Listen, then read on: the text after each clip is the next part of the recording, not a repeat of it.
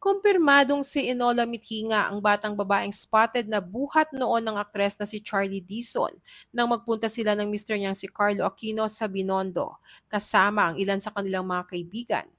Noong unang larawan na inirepost ni Carlo sa IG story ay nakatalikod ang batang buhat ni Charlie. Kaya hindi sure ang netizens kung iyon nga ang anak ni Carlo sa dating nobyang si Trina Candaza. Ngayon ay kumakalat ang mga bagong pictures ng newlyweds na sina Carlo at Charlie kasama si Mithi.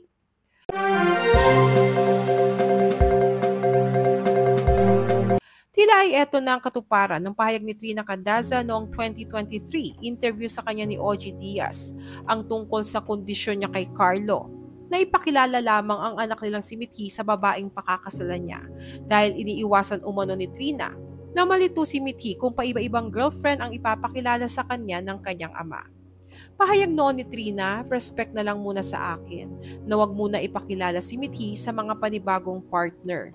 Kasi ayaw ko rin i-instill sa utak ng anak ko sa values niya na okay lang magpapalit-palit ng partner.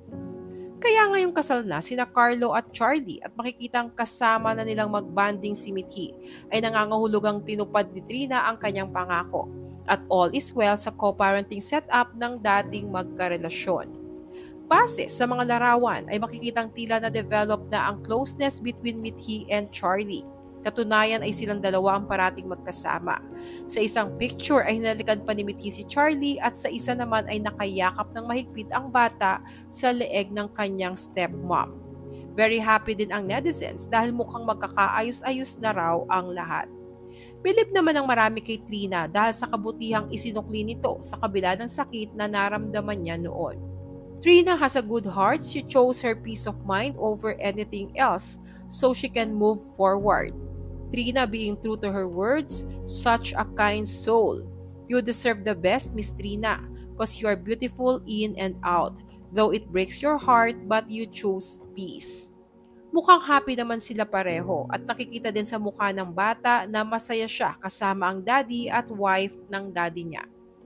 Napansin rin ng netizens ang pagkakahawig ni Trina at Charlie at marami ang umaasa na someday ay maging magkaibigan rin sila gaya ni Iwamoto at Jody Santa Maria na in-embrace ang kanilang extended family. Wish din ng netizens na balang araw ay si Trina naman ang makatagpo ng lalaking itinadhana para magpasaya sa kanya na makakasama niya sa habang buhay.